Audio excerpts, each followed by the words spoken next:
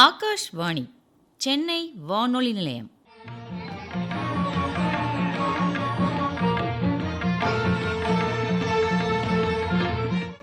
சம்ஸ்கிருத நிகழ்ச்சி. இன்றைய சம்ஸ்கிருத நிகழ்ச்சியில் கீதாம்சு கர்மோக்திகி உரை நிகழ்த்துபவர் முனைவர் CL ராமகிருஷ்ணன் அவர்கள்.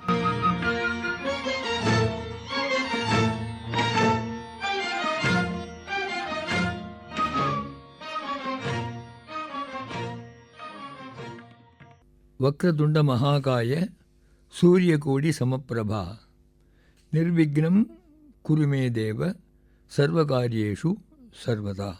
மௌலௌ மயூரபர்க மிருகம் அதி திலகம் சாரு லலாடபட்டே கர்ணத்வாந்தேஜ தாளீதளம் அதிமுதுலம் மௌக்திகம் நாசிகாயாம். ஹாரோ மந்தாரமாலா பரிமளபரிதா கௌஸ்துபாஸ்யோபகண்டே பாணௌ வேணுஷ்ச யஸ்ய விரஜ யுவதியுதா பாது பீதாம்பரோனா. பகவத்கீதை என்ற நூல் 3 பிரிவுகளை கொண்டது. அவை முறையே கர்மயோகம், பக்தி யோகம் மற்றும் ஞான யோகம் என்பன. இந்நூலில் 700 செய்யுட்கள் உள்ளன. மேலும் இந்நூல் வேதத்திலுள்ள கர்மகாண்டம், உபாசனா காண்டம் மற்றும் ஞான காண்டம் இவற்றின் சாராம்சம் எனலாம். பகவத்கீதையின் ஒவ்வொரு அத்தியாயத்தின் முடிவிலும் இதி ஸ்ரீமத் பகவத்கீதாசு உபனிஷத்சு பிரம்ம வித்யாயாம் யோகசாஸ்திரே ஸ்ரீ கிருஷ்ண அர்ஜுன சம்வாதே என்ன யோகமோ அது யோகோ நாம, அதே மாதிரி எந்த அத்தியாயமோ அது அத்தியாயா என்றிலிருந்து இந்த இரகசியத்தை தெரிந்து கொள்ளலாம். பகவத்கீதை என்ற நூலில் பல மேதைகள், அறிஞர்கள் விளக்கம் அளித்திருக்கிறார்கள். அவற்றில் மதுசூதன சரஸ்வதி என்ற வல்லுனர் தந்த விளக்க உரையில் இவ்வாறு கூறுகிறார். தத்து பிரதமே காண்டே கர்ம தத்யாக வர்த்மனா துவம் பதார்த்தோ விசுத்தாத்மா ஸ்வபபத்தில் நிரூபியதே. த்விதீயே து பகவத் பக்தி நிஷ்டா வர்ணனவத்மனா பகவான் பரமானந்தः தத்பதார்த்தோ அவதாரியதே. திருத்தீயே து தயோः ஐக்கியம் வாக்கியார்த்தோ வர்ணியதே ஸ்புடம். இதன் பொருள் அங்கு, அதாவது பகவத்கீதையில் முதற் காண்டத்தில், அதாவது முதல் பிரிவில் ஒருவர் தான் செய்ய வேண்டியவற்றையும் அச்செயல்கள் பலனை எதிர்பார்க்காமல் இருக்க வேண்டும் என்பதையும், 2வது காண்டத்தில் இறைவன்பால் பக்தி எவ்வாறு இருக்க வேண்டும் என்றும், 3ஆம் காண்டத்தில் இவ்விரண்டும் ஒன்றுக்கொன்று இணைந்து இருக்க வேண்டும் என்பதை தெளிவுபடுத்துவதாகவும் இருக்கின்றது என கூறுகிறார். மேலும் சாமவேதத்திலுள்ள மகா வாக்கியம் என போற்றப்படும் தத்துவமசி என்ற கூற்றுக்கு பகவத்கீதை ஓர் விரிவாக்கம் என்று சுட்டிக்காட்டுகிறார். தத்துவமசி என்ற மகா வாக்கியத்தின் பொருள் நீ அதுதான் என்பது. தத்து என்ற சொல் பரம்பொருளையும், அதாவது பிரம்மத்தையும், துவம் அல்லது நீ என்பது ஜீவனையும், அசி என்ற சொல் ஜீவனும் பிரம்மமும் ஒன்றே என்பதையும் குறிக்கின்றன. எல்லா சமய கோட்பாடுகள், பூஜை மற்றும் இதர வழிபாடுகள் இவையெல்லாம் இறைவனை மனதிற்கொண்டு செயல்படுத்தப்பட வேண்டியவை. பிரம்மம் என்பதற்கு ஞானத்தினால் அறிய வேண்டியது என்று பொருள். பகவத்கீதையில் முதல் 6 அத்தியாயங்களை கொண்ட கர்மயோகம் என்பது ஜீவனை குறிக்கின்றது என்றும், அடுத்து வரும் பக்தி யோகம் என்ற பெயர் கொண்ட 7 முதல் 12 அடங்கிய 6 அத்தியாயங்கள் இறைவனிடம் இருக்க வேண்டிய பக்தியை குறிக்கின்றது என்றும், நிறைவாக அமைந்துள்ள 13 முதல் 18 அடங்கிய 6 அத்தியாயங்கள் ஞானயோகம் என்ற ஜீவனுக்கும் இறைவனுக்கும் உள்ள தொடர்பை குறிக்கின்றது என்றும் மதுசூதன சரஸ்வதி விளக்குகிறார். அவருடைய தெளிவுரையில் ஜீவன் என்பது கர்மயோகம், பக்தி யோகம் என படிப்படியாக வாழ்க்கையில் முன்னேறி இறைவன் என்றுதான் பணியும் பரம்பொருள் தன்னிலிருந்து வேறுபட்டது அல்ல என்பதை உண்மையாக அறிந்து கொள்ளுகிறார் என்று சுட்டிக்காட்டுகிறது. இக்கருத்தை சங்கர பகவத்பாதர் தமது பிரம்மஞானாவலி மாலா என்ற நூலில் இப்படி சொல்லுகிறார்: பிரம்மசத்தியம் ஜெகன்மித்யா ஜீவோ பிரம்மைவ நாபரா அனேன வேத்யம் சச்சாஸ்திரம் இது வேதாந்த டிண்டிமஹ. இதன் பொருள், பிரம்மம் என்பது தான் மெய், பிரபஞ்சம் என்பது உண்மை போல் தோற்றம் அளிக்கிறது, ஜீவனேதான் பிரம்மம், மேலும் அது வேறில்லை. இப்படித்தான் வேதாந்த சாஸ்திரங்களை தெரிந்து கொள்ள வேண்டும் என்று பறைசாற்றப்படுகிறது. ஜீவனுக்கும் இறைவனுக்கும் வேறுபாடு இல்லை, இரண்டும் ஒன்றே என்று அத்வைதம் விளக்குகிறது. இக்கருத்தினை தெளிவுபடுத்த 2 உத்திகள் உள்ளன. முதலாவதாக பிம்ப பிரதிபிம்பவாதம் என்பது. இதன் பொருள், ஒரே பொருள் பல பொருட்களாக தோற்றமளிக்கின்றன. உண்மையில் பொருள் ஒன்றானாலும் அவற்றின் பிரதிபலிப்புகள் எண்ணற்றவையாக இருக்கலாம். இரண்டாவது வாதம் என்னவெனில், ஒரே பொருளை பிரித்து பலவற்றதாக தடுப்புகள் மூலம் காண்பிக்கலாம். இந்த முயற்சிக்கு அவச்சேதவாதம் என பெயர். எனினும் இவ்விரண்டு வாதங்களும் நாம் காண்பது ஒரே பொருளைத்தான் என்பதை நிலைநாட்டுகின்றன. இந்த இரண்டற்ற நிலையை அடைவது, அதாவது பிறப்பு இறப்பு என்ற சூழலிலிருந்து விடுதலை அடைவதுதான் மோக்ஷம் என்று அத்வைதம் கூறுகிறது. இதையேதான் பெருந்தகை திருவள்ளுவர் தம் திருக்குறளில் முதல் அத்தியாயத்தில் எடுத்து உரைத்துள்ளார். உதாரணத்துக்கு இங்கு சில குறள்களை நோக்குவோம். அறவாழி அந்தணன் தாள் சேர்ந்தார் கல்லால் பிறவாழி நீந்தல் அரிது மற்றும் பிறவி பெருங்கடல் நீந்துவர் நீந்தார் இறைவனடி சேராதார்.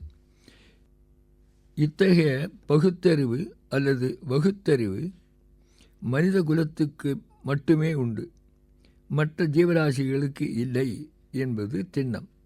இந்த நிலைக்கு, அதாவது மோட்சம் அடைவதற்கு முதற்படியாக உள்ளது கர்மயோகம்.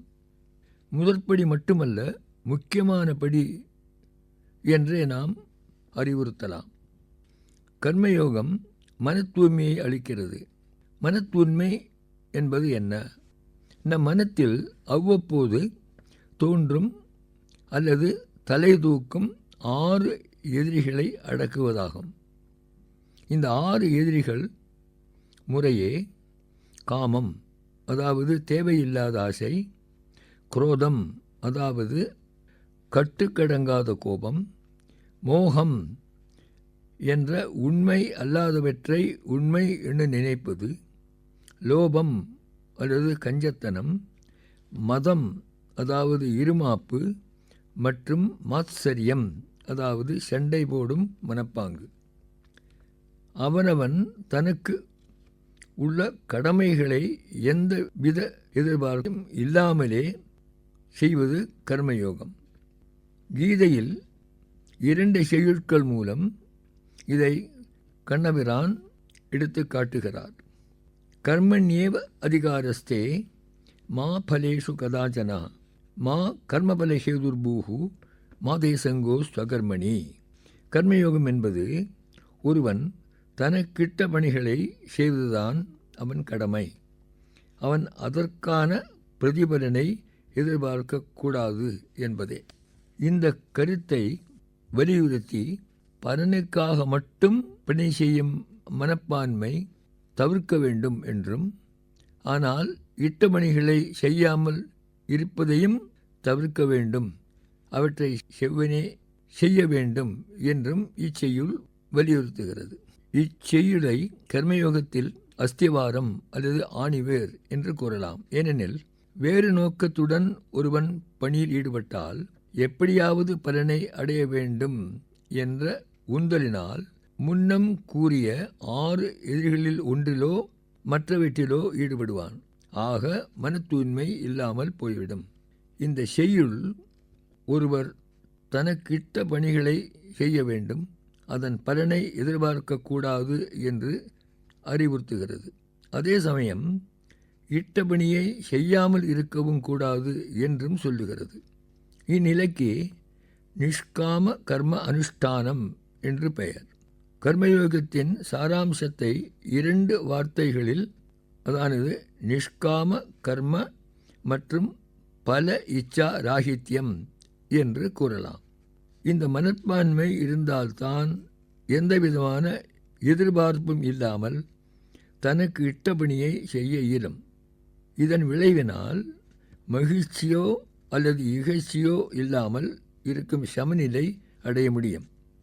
இதையே தமிழ் மொழியில் என் கடன் பணி செய்து கிடப்பதே என்பர். இது மன நிம்மதியையும் தூய்மையையும் கொடுக்கிறது.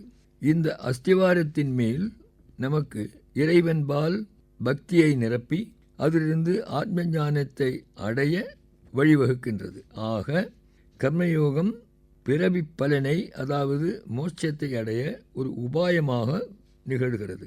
இவ்வாறு செய்யாமல் முதற்படியிலேயே தோல்வியடைந்தால் முன்னேற்ற பாதையில் செல்லாமல் மீண்டும் மீண்டும் பிறப்பு இறப்பு என்ற சூழலில் மாட்டிக்கொண்டு மோட்சம் அடைய வழியில்லாமல் இருக்கும் சூழ்நிலை ஏற்படும். சாங்கிய யோகம் என்ற இந்த 2வது அத்தியாயத்தில் மற்றொரு செய்யுள் இக்கருத்தை சுட்டிக்காட்டுகிறது. யோகஸ்த குருகர்மாணி சங்கம் தியக்த்வா தனஞ்சயா சித்திய சித்தியோ சமோ பூத்வா சமத்துவம் யோக உச்சியதே. பகவான் அர்ஜுனிடம் சொல்லுகிறார், நீ உன் கடமைகளை சரியாக இருந்து கொண்டு செய்வாயாக. அதாவது செய்யும் பணிக்கு லாபமோ நஷ்டமோ எதிர்பார்க்காமல் 2ம் ஒரே மாதிரியாக பார்த்து ஒட்டுதல் இல்லாமல் நடுநிலையில் பணியில் ஈடுபட வேண்டும். கண்ணபெருமான் உரைக்கும் இந்த அறிவுரை அர்ஜுனனுக்கு மட்டுமல்ல, அவனைப் போல குழப்பத்தில் இருக்கும் நம் எல்லோருக்கும் தான். இந்த கருத்தை மற்றொரு செய்யுள் ஆணித்தரமாக எடுத்துரைக்கின்றது. சுகதுக்கே சமேகிருத்வா லாபாலாபௌ ஜயாஜயௌ ததோ யுத்தாய யுஜ்யஸ்வா நைவம் பாபம் அவாப்ஸ்யசி. இன்பம் துன்பம் லாபம் நஷ்டம் வெற்றி தோல்வி ஆகிய எல்லாவற்றையும் ஒரே மனப்பான்மையுடன் நோக்கி உன் கடமைகளை செவ்வனே செய்ய போராடு. இவ்வாறு நீ பணிபுரிவதால் உனக்கு எந்தவிதமான பாவமும் ஏற்படாது. இந்த மனநிலைக்கு சமசித்தம் அல்லது சமானமான மனநிலை என்று சொல்வார்கள். இத்தகைய பற்றற்ற நிலையில் ஆற்றும் பணிக்கு யோகம் என்று பதஞ்சலி முனிவர் கூறுகிறார். இதற்கு அவர் தரும் இலக்கணம் யோகா சித்த விருத்தி நிரோதா. யோகம் என்பது மனமாறுதலை தடுப்பது என்று பொருள். மனமாறுதல் என்பது என்ன? இதன் பொருளை அவர் விவரிக்கும் பொழுது, ஒரு பொருளை பார்க்கிறோம் என்று வைத்துக்கொள்வோம். அவர் நம் கண்களால் அப்பொருளை பார்க்கவில்லை என்று சொல்லுகிறார். எப்படி ஒருவர் ஒரு பொருளை இனம் காண்கிறார் என்றால், அவருடைய மனம் கண்கள் வழியாக வெளிவந்து அந்த பொருளை அடைந்து அப்பொருளாக மாறி அவர் அறிவில் பிரதிபலிக்கின்றது. இதற்கு விருத்தி என்று யோக சாஸ்திரம் சொல்லுகிறது. இதேபோல் மற்ற 4 புலன்களும் முறையே கேட்பது, தொடுவது, முகர்வது மற்றும் ருசிப்பது ஆகிய விஷயத்தில் மாறி பார்ப்பவருக்கோ கேட்பவருக்கோ புலனாகிறது. ஏனென்றால் உயிரில்லாத ஒருவரும் இந்த 5 புலன்களை கொண்டிருந்தாலும் அவற்றால் பார்க்கவோ கேட்கவோ ருசிக்கவோ முகரவோ முடியாது. அமிர்தபிந்து உபனிஷத்தில் மன ஏவ மனுஷ்யானாம் காரணம் பந்த மோக்ஷயோ பந்தாய விஷயாசக்தம் முக்தியை நிர்விஷயம் ஸ்மிருதம் என்று சொல்லப்பட்டிருக்கிறது. வால்மீகி ராமாயணத்தில் சுந்தரகாண்டத்தில் ஆஞ்சநேயரின் கூற்றை இங்கு கவனிக்க வேண்டும். சீதையை தேடும் பொழுது பெண்கள் இருக்கும் இடத்தில்தான் பெண்களை தேட வேண்டும் என்று ஆஞ்சநேயர் நினைத்து அங்கே போய் தேடுகிறார். ஆனால் ஒரு பெண்ணை தேடும்போது பெண்களுக்கு இருக்கும் இடத்தில்தானே போக வேண்டும் என்று இருந்தாலும் அவர்களை பார்க்கும் பொழுது தன் மனதிற்கு எந்தவிதமான குழப்பமும் ஏற்படுவதில்லை. இதற்கு காரணம், எந்த செயலுக்கு பின்னணியாவது செய்பவரின் மனம் அது சரியாக இருந்தால் இதை ஆஞ்சநேயர் மனோஹிஹேது சர்வேஷாம் இந்திரியானாம் பிரவர்த்தனே என்று சொல்லி அமைதி அடைகின்றார். இந்த தத்துவத்தை தான் இன்றைய சட்டமும் சொல்லுகிறது. எப்படி என்றால், எந்த ஒரு நிகழ்வுக்கும் அது எந்த அளவுக்கு பார்வையிலே கொடூரமாக இருந்தாலும் அது கெட்ட எண்ணத்துடன் இருந்தால்தான் குற்றமே தவிர இல்லையெனில் குற்றமில்லை. உதாரணத்துக்கு, மனநிலை இல்லாத ஒருவர் என்ன செய்தாலும் பார்வைக்கு எவ்வளவு கொடூரமாக இருந்தாலும் சட்டப்படி அது குற்றமாகாது. ஏனெனில் அச்செயல் அவன் மனதறிந்து செய்ததல்ல. இதுபோன்று சட்டத்தில் பல உதாரணங்கள் இருக்கின்றன. பகவத்கீதையில் அர்ஜுனனுக்கு வந்த மனக்குழப்பத்திற்கு, அதாவது போரில் சண்டை போட வேண்டுமா இல்லையா என்பதற்கு 2 காரணங்கள் கூறப்படுகின்றன. அவை முறையே சோகம் மற்றும் மோகம். சோகம் என்பது காரணமில்லாத தவறான காருண்யம் என்பதை குறிப்பது. மோகம் என்பது உண்மை நிலையை அறியாமல் இருப்பது. இந்த சோகம் மற்றும் மோகத்திற்கு காரணம், ஆன்மா என்பது எப்பொழுதுமே மேல்நிலையானது என்றும் அதற்கு சேதமோ அழிவோ இல்லை என்றும் உள்ள உண்மையை அறியாததுதான். இதை விரிவாக 2வது அத்தியாயத்தில் சில செய்யுட்கள் இறைவன் விளக்குகிறார். அவை முறையே இலக்கங்கள் 17, 19, 20 முதல் 24 மற்றும் 30. அவற்றில் சிலவற்றையும் இங்கு நோக்குவோம். அவிநாஷி து தத்வித்தி ஏன சர்வமிதம் ததம் விநாசம் அபி வியாச கஷ்டித் கர்த்துமர்ஹதி. அதாவது, எதனால் இந்த உடல் வியாபிக்கப்பட்டிருக்கின்றதோ அது அழிவற்றது என்று அறிந்து கொள்வாயாக.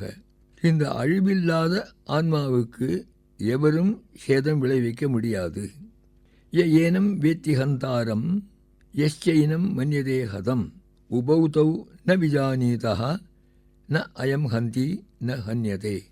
இதன் பொருள், எவரொருவர் இந்த உடல் கொல்லுபவன் அல்லது கொல்லப்படுவது என்று நினைக்கின்றானோ அவன் உண்மையை அறியாதவன். ஏனெனில் ஆத்மா என்பது கொல்லுவதும் இல்லை, கொல்லப்படுவதும் இல்லை. அதாவது ஆத்மா நிரந்தரமானது. ந ஜாயதே மிரியதே கதாச்சித் நாயம் பூத்வா பவிதாவா ந பூயா அஜோ நித்யः சாஸ்வதோ அயம் புராணः ந ஹன்யதே ஹன்யமானே ஷரீரே. இதன் பொருள், ஆன்மா என்பது பிறப்பு இறப்பது அற்றது. அது உண்டாவதும் இல்லை, மறுபடியும் பிறப்பதும் இல்லை, இறப்பதும் இல்லை. இந்த ஆன்மா எப்பொழுதுமே இருப்பது. எந்த காலத்தில் வந்தது என்னும் தெரியாது. உடல் அழியும் போது இது அழிவதும் இல்லை. மேலும் வேத விநாசினம் நித்தியம் ய ஏனம் அஜம் அவ்யயம் கதம் ச புருஷ பார்த்தா கம் காதயதி ஹந்திகம் என்று இறைவன் விளக்குகிறார். இதோ இன்னும் ஒரு செய்யுள். தேஹி நித்தியம் அவத்யோயம் தேகே சர்வஸ்ய பாரதா தஸ்மாத் சர்வாணி பூதானி ந சோச்சிதும் அர்ஹசி. ஆகவே கர்மயோகம் என்பது ஒரு சாதகன் ஆன்மீக பாதையில் முன்னேறுவதற்கு முதல் படிக்கட்டாகும். இதன் மூலம் மனதில் உள்ள காம, குரோத, லோப, மோக, மத, மாச்சரியம் என்ற 6 எதிரிகள் அடக்கி மனஸ்தைரியம் மற்றும் மன ஏகாகிரதா என்ற நிலையுடன் இருக்கின்றான். மனஸ்தைரியம் என்பது மனதை அசையாமல் ஸ்திரமாக வைத்து கொள்வது. மன ஏகாகிரதா என்பது மனதை ஒருமுனைப்படுத்துவது. இந்த சுத்தமான நிலையில் இறைவனின் பால் பக்தியை நிரப்பி அதன் மூலமாக ஆத்ம ஞானத்தை அடைந்து ஜீவனுக்கும் பிரம்மத்துக்கும் வேறுபாடு இல்லை என்ற நிலையை புரிந்து கொண்டு இருப்பதற்கு அடிப்படையாக இருப்பது கர்மயோகம். இதை முதலில் பகவான் உபதேசிக்கிறார். ஒரு சாதாரண மனிதனுக்கு இப்படித்தான் சொல்ல வேண்டும் என்பதால் தான் பகவத்கீதையில் அர்ஜுனனை உதாரணமாக்கி கொண்டு பார்த்தம் உத்திஷ்ய சாஸ்திர அவதரணம் கிருதம் என்று சொல்லப்பட்டிருக்கிறது. இதில் என்ன சூஷ்மம் என்னவென்றால், தர்மபுத்திரனும் பீமனும் ஞானிகள், நகுலன் சகதேவன் முதிர்ச்சி அடையாதவர்கள், அர்ஜுனன் இதற்கு இடையில் உள்ளவன். ஆக இடையிலுள்ள நம்மை போல் இடையர்களுக்கு இப்பிரபஞ்சத்தின் இடையன், அதாவது இறைவன், நமக்கு உபதேசம் செய்கிறார். இறைவனை ஏன் இடையன் என்று கூறுகிறோம் என்றால், அறிவாற்றல் இல்லாத சகல ஜீவராசிகளையும் மனித இனம் உட்பட அவன் மேய்க்கிறான் என்பதால் தான். ஆகையால் தான் இறைவனை நாம் கோவிந்தா, பசுக்களை காப்பாற்றுபவன் என்று கூறுகிறோம். இக்கருத்தை ஆங்கிலத்தில் காட் இஸ் ஒன்ஸ் ஷெப்பர்ட் என்பர். ஆக மனித பிறவியில் நோக்கம் கர்ம யோகத்தில் வாழ்க்கையை நடத்தி இறைவனிடம் ஆழ்ந்த பக்தி செலுத்தி பிறகு இந்த சூழ்நிலையில் இருந்து மோட்சத்தை அடைவது.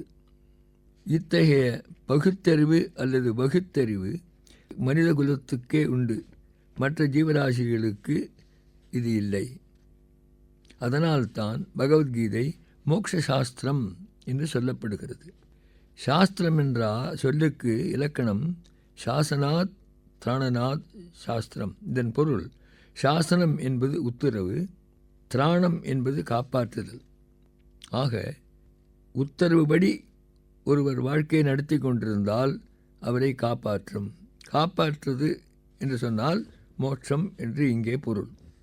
சகுண பிரம்மம் நிர்குண பிரம்மம் என்று வேதாந்தத்தில் கூறுவது இறைவனையும் பிரம்மத்தையும் தான். எதற்கு இவ்வாறு பிரிக்க வேண்டும் என்றால், சங்கர பகவத்பாதர்கள் விளக்குகிறார்.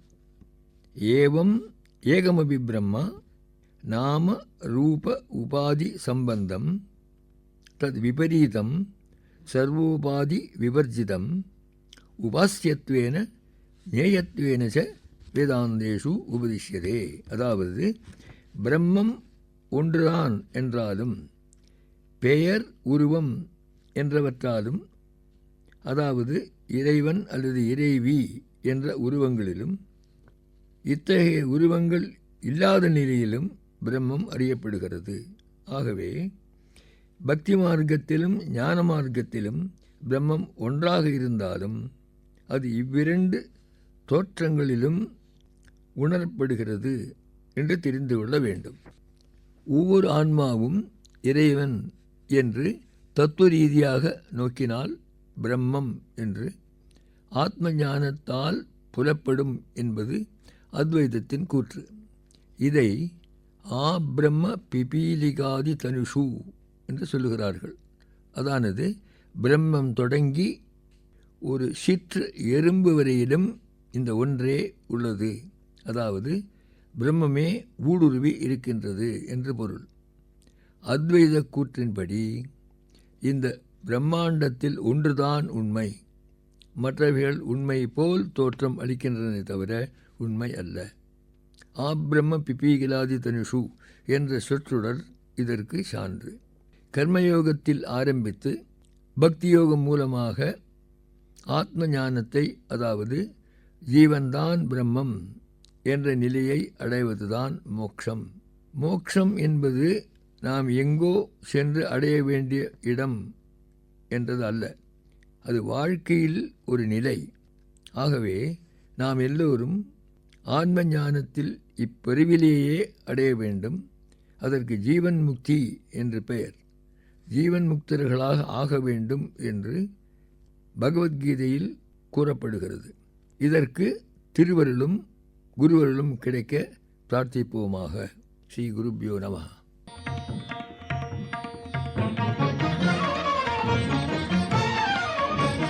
இன்றைய சம்ஸ்கிருத நிகழ்ச்சியில் நேயர்கள் இதுவரை கேட்டது கீதாம்சு கர்மோக்திஹி. உரை நிகழ்த்தியவர் முனைவர் CL ராமகிருஷ்ணன் அவர்கள்.